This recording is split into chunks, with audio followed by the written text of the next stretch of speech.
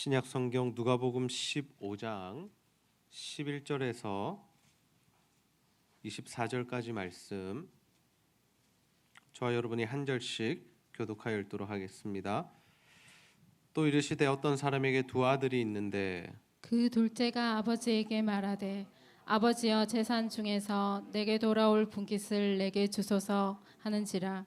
아버지가 그 살림을 각각 나눠 주었더니 그 며칠이 안 되어 둘째 아들이 재물을 다 모아 가지고 먼 나라에 가 거기서 허랑방탕하여 그 재산을 낭비하더니 다 없앤 후 그 나라에 크게 흉년이 들어 그가 비로소 궁핍한지라. 가서 그 나라 백성 중 한 사람에게 붙여 사니 그가 그를 들로 보내어 돼지를 치게 하였는데 그가 돼지 먹는 지엄 열매로 배를 채우고자 하되 주는 자가 없는지라. 이에 스스로 돌이켜 이르되 내 아버지에게는 양식이 풍족한 품꾼이 얼마나 많은가 나는 여기서 주려 죽는구나. 내가 일어나 아버지께 가서 이르기를 아버지 내가 하늘과 아버지께 죄를 지었사오니 지금부터는 아버지의 아들이라 일컬음을 감당하지 못하겠나이다. 나를 품꾼의 하나로 보소서 하리라 하고 이에 일어나서 아버지께로 돌아가니라. 아직도 거리가 먼데 아버지가 그를 보고 측은히 여겨 달려가 목을 안고 입을 맞추니 아들이 이르되 아버지 내가 하늘과 아버지께 죄를 지었사오니 지금부터는 아버지의 아들이라 일컬음을 감당하지 못하겠나이다 하나 아버지는 종들에게 이르되 제일 좋은 옷을 내어다가 입히고 손에 가락지를 끼우고 발에 신을 신기라. 그리고 살찐 송아지를 끌어다가 잡으라 우리가 먹고 즐기자. 이 내 아들은 죽었다가 다시 살아났으며 내가 잃었다가 다시 얻었노라 하니 그들이 즐거워하더라. 아멘. 아멘. 오늘은 아버지의 품으로 돌아갑시다. 아버지의 품으로 돌아갑시다라는 제목으로 하나님의 말씀을 나누도록 하겠습니다. 비가 오는 중에도 하나님의 은혜를 사모하여 이 자리에 예배의 자리에 나오신 여러분 모두를 환영하고 축복합니다. 우리 옆 사람과 한번 인사하겠습니다. 잘 오셨습니다. 오늘은 우리가 하나님 아버지의 품으로 돌아가야 할 이유에 대한 주제로 하나님의 말씀을 함께 나누고자 합니다. 여러분 오늘 우리가 읽은 이 말씀은 탕자의 비유라고 너무나도 잘 알려져 있는 말씀입니다. 우리가 예수를 믿고 신앙생활 하다 보면 이 말씀은 여러 번 또는 수십 번도 들었을 법한 그러한 본문의 설교입니다. 한 아버지에게 두 아들이 있었습니다. 특별히 둘째 아들에게 문제가 있었는데 이 둘째 아들이 어떤 일을 하느냐?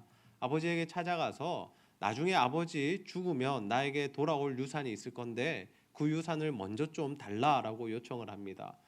여러분 요즘 시대야 이 뭡니까 재산을 이 먼저 상속하기도 하고 또 여러 가지 세금을 피하기 위해서 이렇게 어려서부터 이렇게 많은 금액들을 이렇게 손자나 자녀들에게 나눠 준다라고 하지만 이 당시에 이러한 일들은 있을 수 없는 일이었습니다. 왜냐하면 이러한 요구를 한다라는 것은 이 자신의 아버지를 마치 죽은 자 취급하는 없는 사람 취급하는 일이었기 때문에 감히 어떤 아들도 아버지에게 이러한 요구를 하기는 힘들었다라는 것이죠.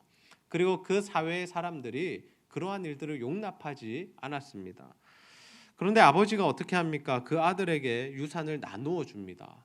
그래서 그 아들은 그 모든 유산을 받아가지고 타국으로 가서 허랑방탕하게 사용했다라고 합니다. 허랑방탕하게 어떻게 썼을까요? 자기 마음대로 쓰고 싶은 대로 그렇게 죄를 지으며 그 돈을 다 사용했겠죠. 그 결과가 무엇이었습니까? 궁핍한 자가 되었습니다. 돈을 다 쓰고 나니까 이제 돈이 없어서 먹고 살 길이 없었다라는 거죠. 그래서 그가 마지막으로 했던 일이 무엇이냐면 돼지를 치는 일이었습니다. 여러분이 유대인이 돼지를 친다라는 것은 이 성경적으로 또 율법적으로 있을 수 없는 일이죠. 그들은 돼지를 먹지도 않는 민족입니다. 그런데 돼지를 치게 되었다라는 것은 무엇이냐면 그만큼 그가 인생의 마지막 자리에까지 갔다라는 것이죠. 바닥까지 갔다라는 것입니다. 그럼에도 불구하고 그는 자신의 배고픔을 해결하지 못했습니다. 돼지가 먹는 쥐엄 열매를 먹어보았지만 그의 배는 차지 않았다라는 거죠. 그때가 되니까 그 둘째 아들에게 든 생각이 무엇입니까? 우리 아버지 집에는 품꾼들도 많은 음식을 먹던데 라는 것이 생각난 거죠. 자신이 아들로 있을 때 그 품꾼들을 보았을 때 그 품꾼들은 그래도 먹을 것은 풍족하게 먹더라라는 겁니다. 그래서 아버지의 집으로 돌아갈까? 그곳에 가서 품꾼 중에 하나로 써달라고 할까? 이런 생각을 하게 됩니다. 그래서 둘째 아들이 아버지의 집으로 돌아가죠. 그런데 참 뜻밖의 상황이 발생합니다. 아버지가 그를 반겨주었죠.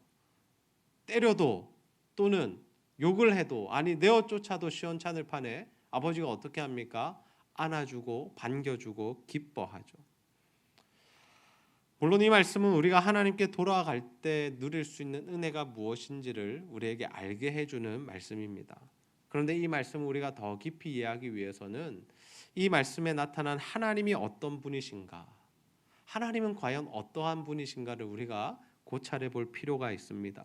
그래야 우리가 돌아가야 할 하나님이 어떤 분이신지 알 수 있고 또 우리가 어떤 하나님의 품에 안기는 것인지를 기억할 수 있기 때문이죠. 그래서 오늘 이 탕자의 비유의 말씀 우리가 함께 살펴보면서 우리 하나님 아버지는 어떤 분이신가 하는 이 말씀 함께 나누고자 합니다. 바라기는 여러분 모두가 정말 우리를 사랑하시고 기다리시는 그 하나님의 품으로 돌아가셔서 하나님 주시는 은혜와 회복을 누리는 삶을 살아가게 되시기를 주님의 이름으로 축복합니다. 여러분, 우리 아버지 되시는 하나님은 어떤 분이십니까? 첫 번째로 하나님은 우리를 기다리시는 분이십니다. 우리 한번 따라해 봅시다. 하나님은 우리를 기다리십니다. 기다리십니다. 둘째 아들이 아버지에게 하지 말아야 할 일을 했죠. 그 당시에는 절대로 해서는 안 되는 일을 했습니다. 그래서 그는 쉽게 아버지의 품으로 돌아가지 못합니다. 어느 정도 실패했을 때, 어느 정도 배가 고플 때 돌아가면 되겠지만 그는 아버지에게 하지 못할 일을 하고 자신이 나왔기 때문에 그 아버지와의 관계가 완전하게 깨어졌기 때문에 그는 아버지께로 돌아갈 생각을 하지 못했다라는 거죠. 여러분, 우리도 그렇습니다. 우리가 사람들 간의 관계를 맺다 보면 우리가 이 정말 심하게 다투었거나 아니면 내가 너무 큰 실수를 했을 때 그 사람의 얼굴을 보기가 힘들 때가 있다라는 거죠. 그럼에도 불구하고 우리가 그 사람의 얼굴을 보아야 한다. 그때 우리의 마음이 편한 사람은 단 한 사람도 없을 것입니다. 마음이 정말 불편하다라는 거죠. 그래서 그 아들은 아버지께로 돌아가는 길을 주저합니다. 마지막이 될 때까지 돌아가지 못했다라는 거죠. 그런데 그 아버지의 마음은 어떠했습니까? 이 둘째 아들이 자신에게 한 일에 대해서는 전혀 신경 쓰지 않았다라는 거죠. 오히려 그 아버지는 그 아들이 제발 좀 빨리 돌아오기를 원했다라는 겁니다. 그것을 우리가 어떻게 알 수 있습니까? 그가 둘째 아들이 돌아올 때 어떻게 행동을 했는지를 보면 알 수 있죠. 누가복음 15장 20절 말씀 우리가 함께 한번 읽어보겠습니다. 시작. 이에 일어나서 아버지께로 돌아가니라. 아직도 거리가 먼데 아버지가 그를 보고 측은히 여겨 달려가 목을 안고 입을 맞추니. 아멘. 여러분, 그 아버지가 어떻게 했다라고 합니까? 아직도 거리가 먼데 어떻게 했죠? 그를 보고 어떻게 여겨? 측은히 여겨. 측은히 여겨가 뭡니까? 불쌍히 여겼다라는 거죠. 불쌍히 여기고 달려가서 목을 안고 입을 맞췄다라고 합니다. 아들이 지발로 돌아올 때까지 기다린 것이 아니라 아버지 앞에 기어 들어와서 무릎 꿇고 사죄하고 머리를 이마를 박고 아버지 잘못했습니다라고 고백하기 전에 그 아버지가 어떻게 했다라고 합니까? 달려가서 목을 끌어안고 입을 맞췄다라고 하죠. 여러분, 이것이 바로 우리 하나님 아버지의 마음이라는 사실을 여러분 기억하시기를 바랍니다. 하나님, 우리가 아무리 큰 죄를 범한다 할지라도, 우리가 하나님 앞에 실수했다 할지라도 하나님 그 아들이 자신의 품으로 돌아오기를 원하듯이 우리가 하나님 품으로 들어오기를 원하신다라는 거죠. 우리가 하나님께로 돌아가기만 하면, 하나님의 품으로 안기기만 하면 하나님 우리를 너무나 기쁘게 맞아주신다라는 겁니다. 여러분, 우리의 삶의 회복을 경험할 수 있는 방법이 무엇입니까? 가장 확실한 방법은 우리가 하나님의 품으로 돌아가는 것입니다. 우리가 하나님의 품 안에 안길 때에, 우리가 하나님 안에 거할 때에 우리의 문제들이 다 해결되고 회복되는 역사가 일어난다라는 거죠. 자꾸만 우리의 힘으로 무언가 해결하라고 하지 않아야 합니다. 우리는 주님 앞에 서야 하고 주님의 품에 안겨야 한다라는 거죠. 여러분, 모든 사람이 죄를 범한 이후에 나타나는 특징 중에 하나가 무엇이냐면 하나님을 멀리하는 것입니다. 하나님께 나아가는 것을 두려워하고 꺼려합니다. 여러분, 아담이, 하나님께서 처음으로 창조하신 아담이 이 선악과를 따먹는 죄를 범한 이후에 어떤 모습을 보여줍니까? 하나님이 평소처럼 아담을 찾으십니다. 아담아라고 부르시자 아담이 어떻게 하죠? 어떻게 했다라고 하죠? 숨었다라고 하죠. 숨었다. 여러분, 우리가 누군가 우리를 부를 때 숨는 이유는 무엇입니까? 무언가 마음에 캥기는 것이 있을 때 숨게 되죠. 그 사람을 우리가 만나지 못할 만큼 내가 무언가 잘못을 했을 때, 마음에 무언가 짐이 있을 때 우리가 숨게 됩니다. 우리 아이들이 죄를 저질러 놓고 또는 주스를 땅에 쏟아 놓고 어떻게 합니까? 숨어버리죠. 모르는 채 하죠. 마찬가지입니다. 우리가 하나님 앞에 죄를 범하게 되면 하나님 앞에 나아가기를 싫어한다라는 거죠. 하나님 앞에 서기를 두려워한다라는 겁니다. 왜냐하면 우리가 혼나고 우리가 맞아야 함을 잘 알고 있기 때문입니다. 그러나 여러분, 우리는 죄를 범했을수록, 우리가 하나님 앞에 실수했을수록 하나님 앞에 나아가고 또 하나님의 품에 안기어야 할 줄 믿습니다. 왜냐하면 우리의 죄의 문제는 오직 하나님만이 해결하실 수 있기 때문이죠. 우리의 힘과 능력으로 해결할 수 없다라는 겁니다. 우리가 해결하려고 하면 할수록 어떻게 됩니까? 일은 더 꼬이게 되죠. 우리의 죄를 덮으려 할수록 그 죄가 더 커지고 거짓말만 늘어나게 되고 더 큰 범죄를 짓게 된다라는 겁니다. 여러분, 우리 인생에 일어나는 고난의 문제들, 아픔의 문제들 대부분이 무엇 때문에 발생하는 것일까요? 성경은 우리의 고난에 대하여 여러 가지 원인들을 이야기해 주고 있습니다. 첫 번째로는 의인의 고난이 있죠. 욥과 같이 특별히 잘못한 건 없는데 하나님께서 이 의인에게 주시는 고난이 있을 수 있습니다. 그리고 우리가 로마서 말씀처럼 우리가 복음으로 인하여 고난을 당할 때가 있습니다. 그 고난은 무엇입니까? 예수를 믿는 일로 인하여 또 복음을 전하는 일로 인하여 세상의 박해와 조롱을 당하는 일이죠. 그런데 그것은 하나님 주시는 참 복된 고난이다라는 거죠. 우리가 예수 믿기 때문에 하나님께서 상급 주시기 위하여 주시는 고난이다라는 거죠. 그런데 대부분 우리가 해당하는 고난은 왜 발생하느냐? 세 번째인데요. 그 이유가 무엇이냐면 우리가 하나님의 품을 떠날 때, 우리가 하나님 말씀에서 다른 삶을 살아갈 때 우리 삶에 고난이 임하게 된다라는 것입니다. 우리가 하나님의 창조 원리대로 살아갈 때, 우리가 하나님의 말씀과 하나님의 뜻 안에서 살아갈 때 우리가 하나님 주시는 은혜와 복을 누릴 수 있는데, 우리가 그러한 하나님의 말씀을 무시하고 내 마음과 내 뜻대로 살아갈 때 우리 인생에 이러한 어려움과 아픔들이 발생한다라는 것이죠. 그런데 여러분, 우리가 인생에 문제가 발생할 때 하나님께 돌아가야 하는데 좀처럼 하나님께 잘 돌아갈 생각을 하지 않습니다. 최대한 우리 힘으로 그것을 해결해 보려고 애를 쓰고 노력을 하게 되죠. 그러나 여러분, 우리가 기억해야 할 사실은 우리 힘으로 해결할 수 있는 문제는 단 하나도 없다라는 것이죠. 둘째 아들처럼 점점 더 나락으로 떨어질 뿐이다라는 겁니다. 그러나 여러분, 우리가 하나님의 품으로 들어가면 어떻게 됩니까? 상황은 완전히 달라집니다. 우리가 어떠한 죄를 지었더라도, 어떠한 실수를 범했더라도, 그로 인하여 어떠한 고난과 아픔을 당하고 있더라도 우리가 주님 품에 들어가 버리면 하나님께서 그 모든 것들을 해결해 주시고 은혜로 넘어가 주신다라는 거죠. 우리가 이 부분을 오해하지 않아야 합니다. 이 말씀 보면서 사람들은 어떤 죄를 범했다더라도 하나님께서 용서해 주신다 그랬지. 그러니까 나는 열심히 죄짓고 마음대로 살다가 마지막에 하나님 앞에 돌아가서 회개하고 천국 가야지라는 그런 말씀을 우리에게 하시는 것이 아니다라는 거예요. 하나님이 우리를 얼마나 사랑하시는지, 그리고 우리가 하나님께 돌아갈 때 어떤 은혜를 베푸시는지를 알려주는 것이 이 말씀입니다. 여러분의 삶에는 어떤 문제와 또 아픔과 어려움들이 있으십니까? 여러분, 그것이 무엇이든지 상관없습니다. 얼마나 크든지도 상관없습니다. 중요한 것은 여러분, 우리가 하나님의 품으로 돌아가는 것이죠. 그래서 우리가 하나님 주시는 은혜를 누려야 한다라는 겁니다. 저는 우리 제자들 교회 성도님들 모두가 정말 하나님의 품으로 돌아가는 자들이 다 되셔서 우리를 기다리시는 그 하나님의 품에 안기어 모든 것들을 해결함 받고 또 은혜로 살아가는 저와 여러분이 다 되시기를 주님의 이름으로 축복합니다. 여러분, 우리가 아버지 되시는 하나님, 우리의 아버지 되시는 하나님은 어떤 분이십니까? 두 번째로 하나님은 우리를 회복시키시는 분이십니다. 우리 한번 따라해 봅시다. 하나님은 우리를 회복시키십니다. 우리를 회복시키십니다. 둘째 아들이 아버지의 집으로 돌아오죠. 버티고 버티다가 도저히 배가 고파서 안 되겠고 자신의 힘으로는 도저히 할 수 있는 일이 하나도 없는 그 신세가 되자 결국 아버지의 집으로 돌아갑니다. 그러나 그는 아들의 삶을 기대하지 않았습니다.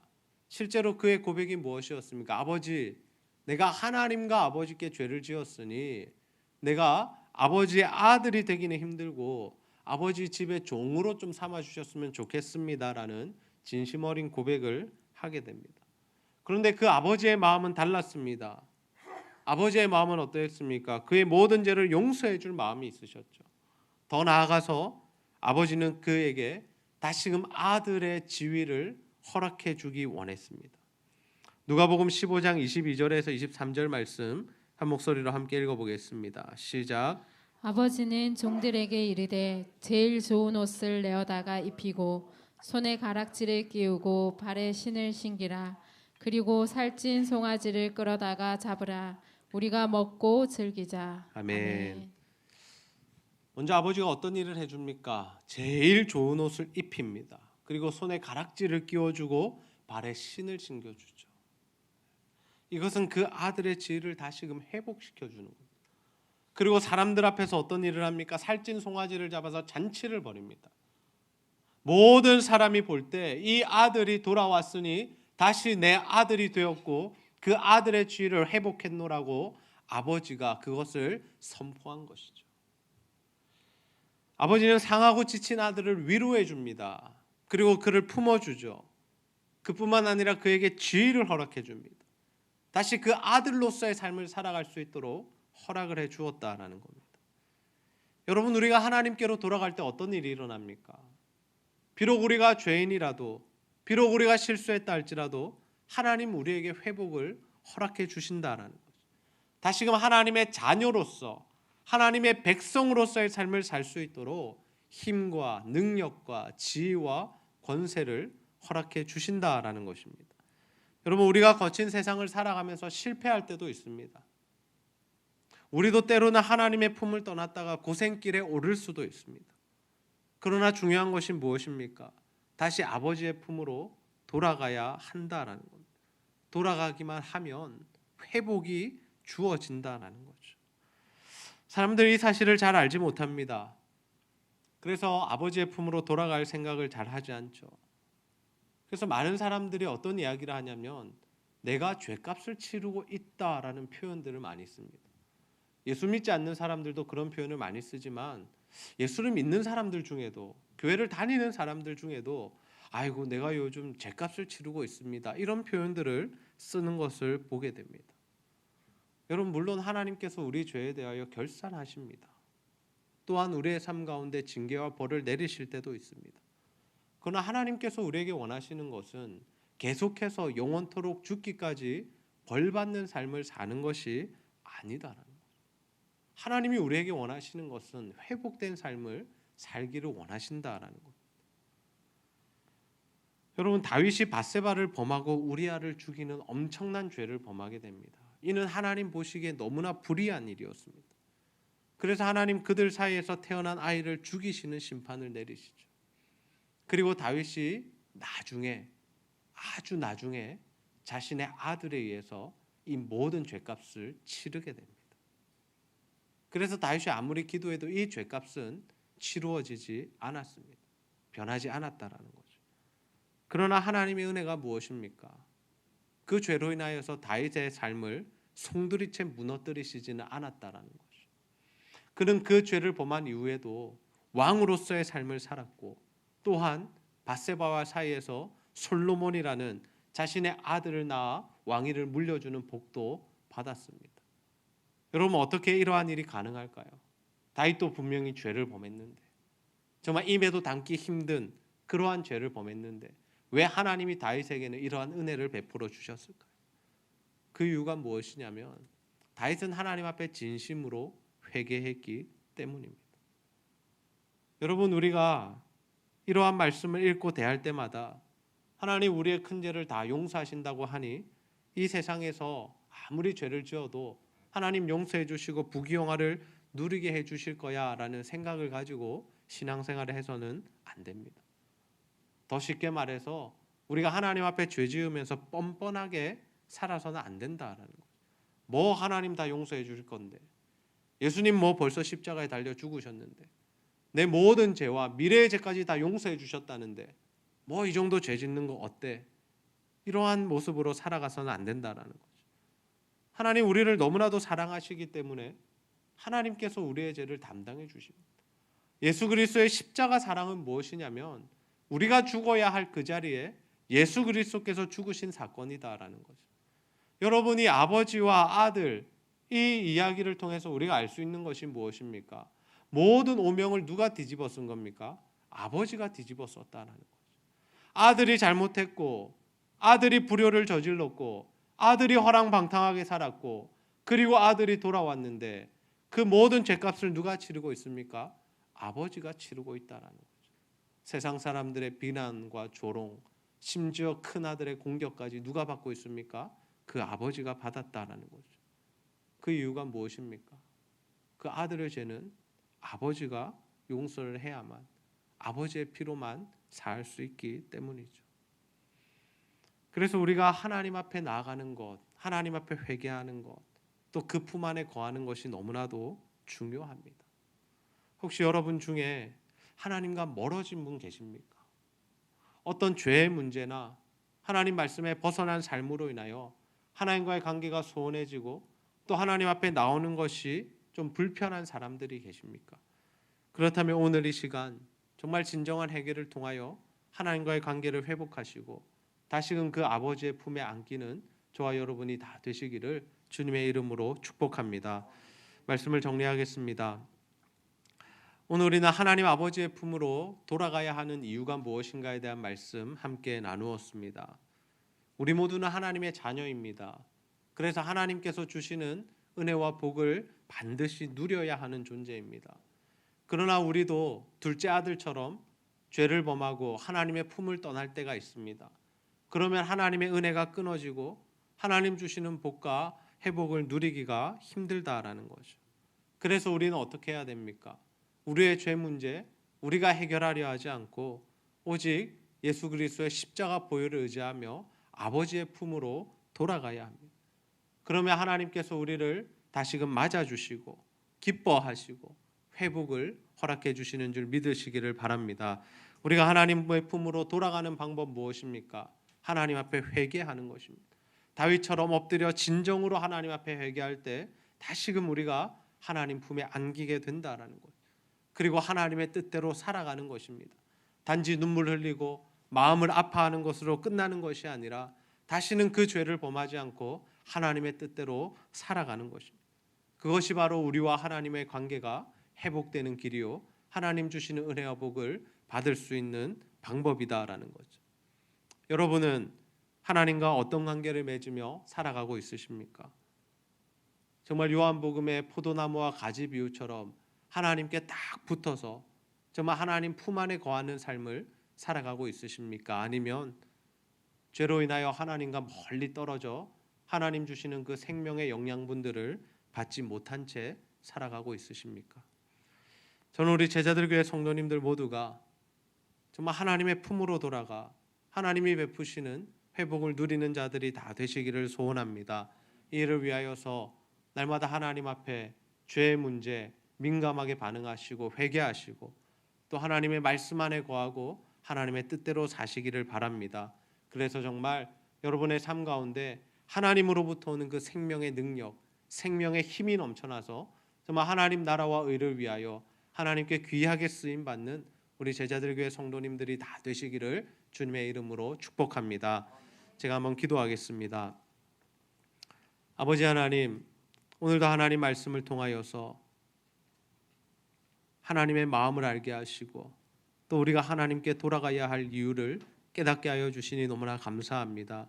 하나님 지금도 우리를 기다리고 계시고 언제라도 우리가 하나님께 돌아올 때 회개할 때 하나님 우리에게 은혜를 베푸시고 회복을 허락해 주신다고 말씀해 주시니 너무나 감사합니다. 아버지 하나님, 우리가 하나님과 멀어진 부분이 있다면 죄로 인하여 하나님과의 관계가 깨어진 부분이 있다면 하나님 이 시간 회개하며 하나님께 온전히 돌아가게 하여 주시고 날마다 우리의 삶이 하나님의 말씀에 근거한 삶이 되게 하여 주셔서 정말 하나님 품에 안기어 하나님께 온전히 접속되어 정말 하나님 주시는 힘과 능력과 은혜와 회복으로 살아가는 우리 모두가 될 수 있도록 인도하여 주시옵소서. 그래서 우리 성도들의 삶 가운데 정말 하나님의 회복이 임하게 하여 주시고 모든 문제와 아픔으로부터 자유할 수 있는 그러한 힘 있는 신앙생활하는 자들이 다 될 수 있도록 주여 도와 주시옵소서. 감사드리며 예수님의 이름으로 기도하옵나이다. 아멘.